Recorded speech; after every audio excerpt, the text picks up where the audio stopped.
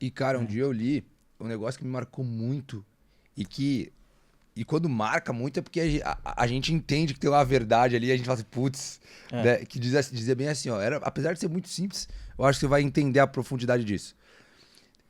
Não existe como, dentro da mesma pessoa, dentro do mesmo vaso lá que o livro falava, ter humildade e orgulho.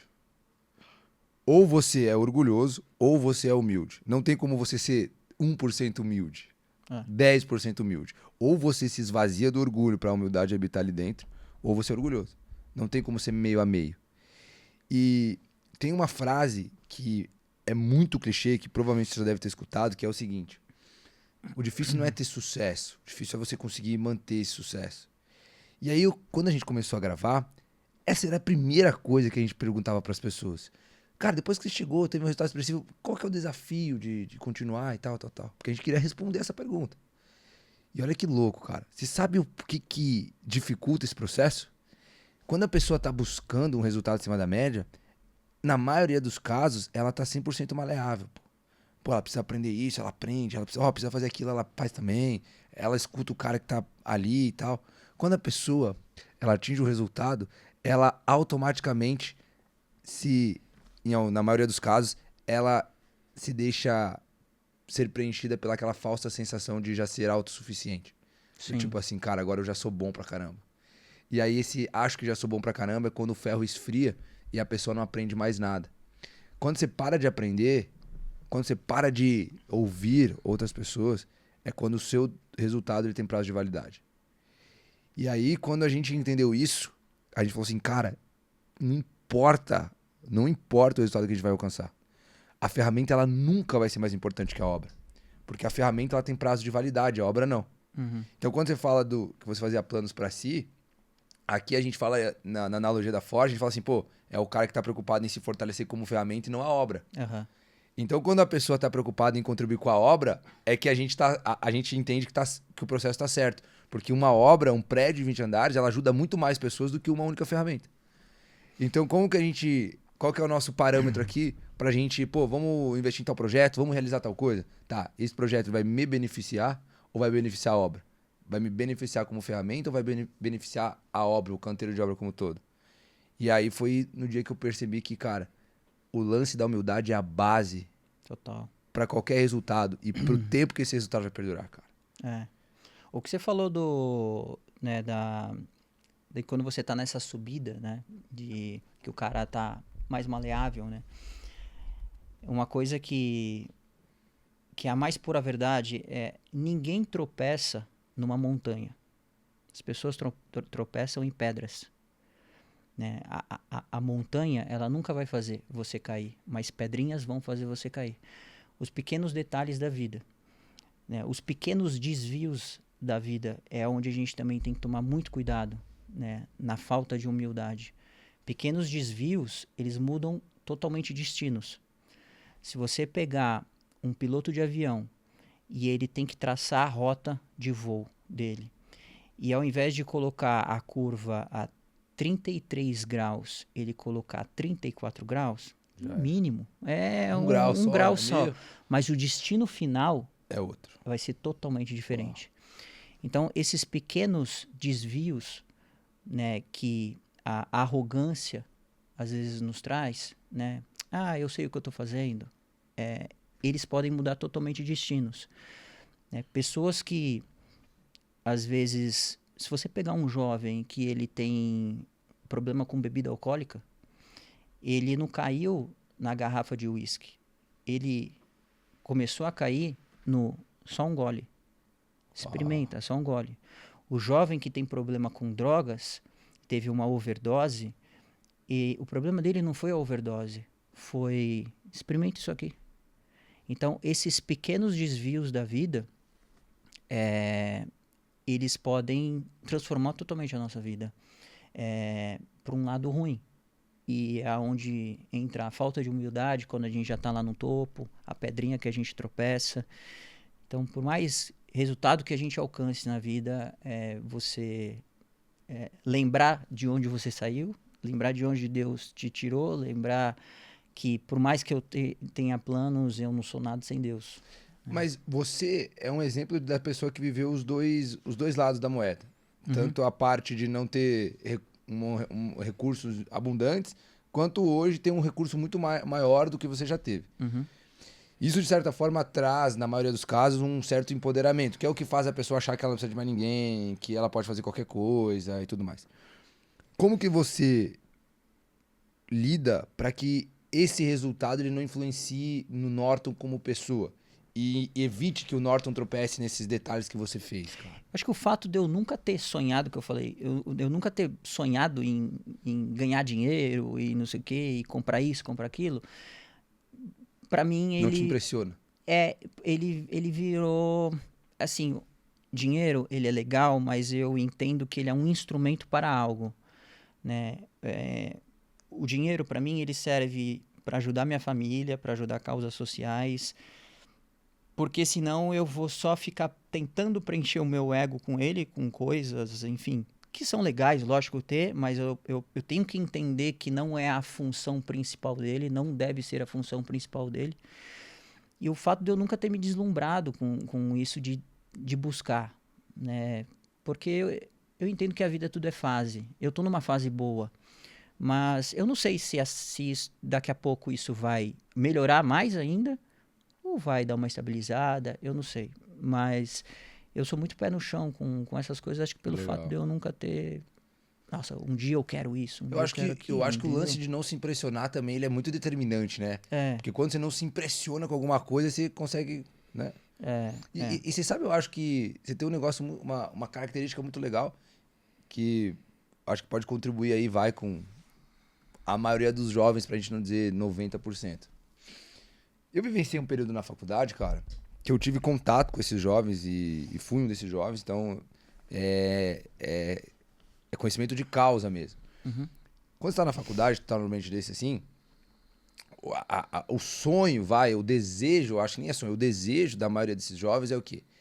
É terminar ali a faculdade, é fazer muito dinheiro, porque a maioria dos casos a gente quer comprar um carrão, ter uma casona e ficar com várias mulheres e é isso. Basicamente o jovem, como de uma maneira geral, a direção é essa, principalmente quando você está na universidade, num ambiente como esse, e tudo ali é potencializado.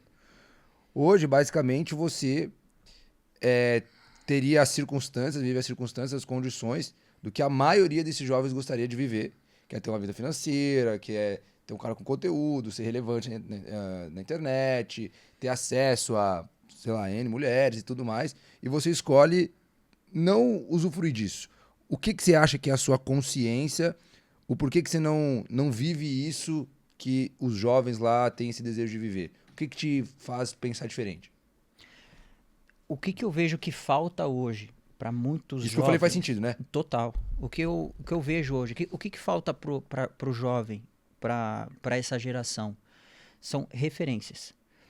O que determina muitas coisas na cabeça do jovem são referências, ou falta de referência, né?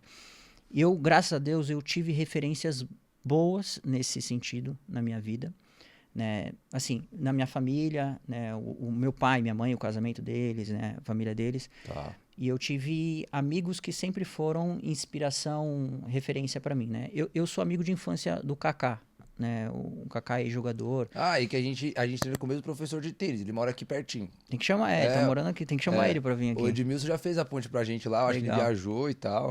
Mas enfim, talvez você até nos ajude com isso agora. Ajudo.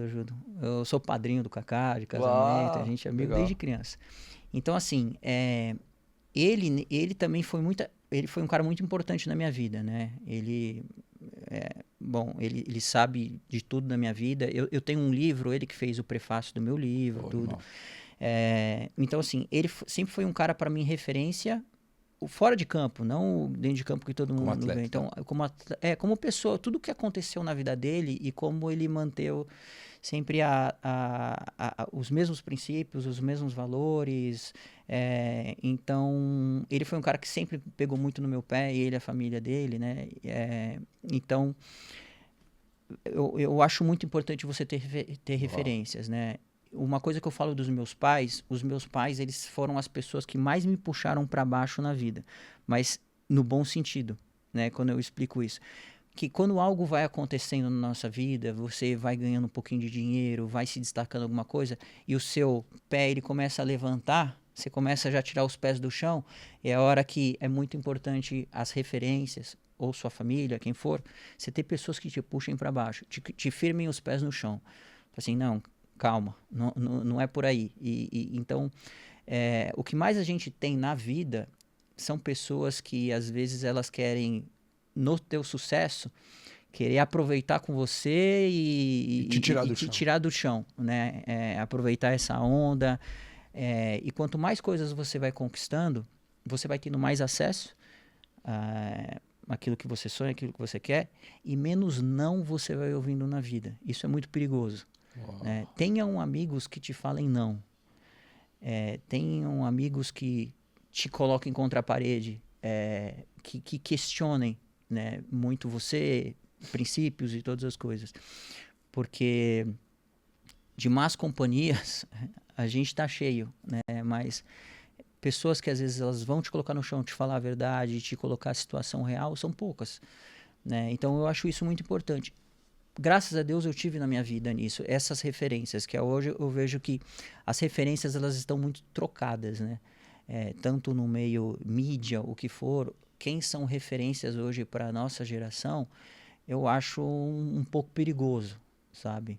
O fato das pessoas, a gente vê pessoas que não acreditam mais no casamento, porque faltam referências de relacionamento, né? E o que a gente ouve, o que gera de notícia é só traição, é só isso. Então a mídia mostra só isso. Contribui para a parte negativa da referência total. também. Então a referência de casamento é algo que é infeliz, né? Que as pessoas acabam tendo na cabeça delas, porque as referências que tem que ser mostradas não são mostradas. Então eu acho muito bom você se cercar de boas referências. Uau. Isso muda o jogo, né? Porque eu lembro que, cara, minha vida mudou exatamente quando aconteceu isso. Quando eu tava lá no ambiente da faculdade, que, tipo, vivia a vida lá da faculdade, enfim, e eu tive a oportunidade de trabalhar com o Renan Dalzotto, que hoje é técnico da Seleção Brasileira de Vôlei. Cara, eu conheci um mundo totalmente diferente, cara. E aí eu pensei assim, eu lembro que eu questionei até hoje, um dia eu fiquei pensando, falei, cara, mas isso que eu e meus amigos estamos fazendo não nos traz aqui onde o Renan tá, cara. E eu achava a vida do Renan massa pra caramba. E eu pensava assim, cara, mas se o que eu tô fazendo não me traz aqui, por que eu faço o que eu faço? Sacou? E é muito difícil parar pra questionar isso. Porque você vai viver num flow, assim, dia após dia, e aí você reúne com os amigos, aí vocês bebem, aí vocês vão pra festa e tal. Bom, enquanto você parar pra se dar conta, se você pensar um pouquinho só, você começa a se dar conta que não faz sentido aquilo. E você passou uma fase assim, já? Já. Na hora que você vai olhar, o buraco já tá cavado há um tempo e você não percebeu. Exatamente. Aí você sair do buraco, aí envolve o fogo, a hora que você vai entrar no fogo, né? É dolorido. Né? O olhar para dentro, o olhar para si é dolorido. Né? Eu acho que o lugar que as pessoas mais fogem é o de se olhar para dentro. Né? Na vida é muito mais fácil e muito mais cômodo eu procurar culpados para tudo. Né? Então, eu culpo minha família, eu culpo a minha criação, eu culpo Deus, eu culpo signos, eu culpo tudo. Mas eu não olho para mim. Né? Então, o se olhar no espelho é dolorido. O se olhar no espelho necessita de coragem. Porque o se olhar no espelho te faz passar pelo fogo. Né? Então, eu olhar pra mim e falar, cara, putz, eu preciso mudar isso, eu preciso mudar aquilo. Nossa, como eu sou falho nisso, como eu sou falho naquilo. Né? Não tem culpados, culpado sou eu. Né? Eu preciso mudar. Né? Para que as coisas externamente se mudem. Não é o externo mudar para que eu me mude. Né? Então, isso é um processo que simples parece falando, mas ele é um processo doloroso, é desafiador, cara. É muito. Então, mas é o processo, é o caminho, né? É o caminho. Não tem como você fugir.